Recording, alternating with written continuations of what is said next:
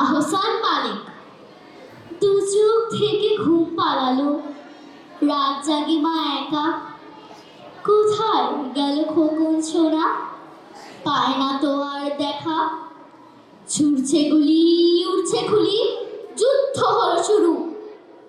মায়ের মনে শঙ্কা বাড়ি, বুকটা দুরু দুরু।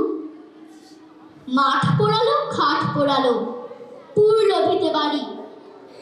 ধিকি ধিকি চলতে থাকে মায়ের সবুজ শাড়ি।